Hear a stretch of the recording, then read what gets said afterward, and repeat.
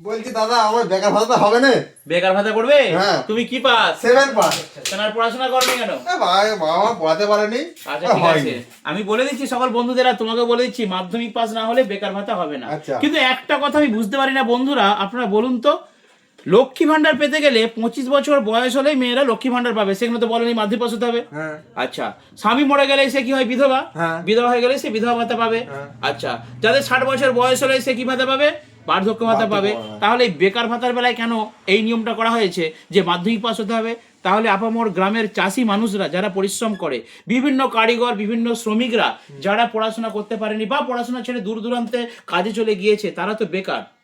যারা কাজ মানে করতে পারছেনি, এখন ধরো কাজ পায়নি, কাজ চলে গিয়েছে, তারা বাড়িতে থাকে, তারা তো বেকার।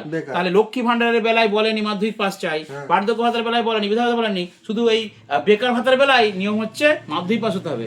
তোমার হলো না, তোমার হলো না ছোটদা, তোমার হলো না।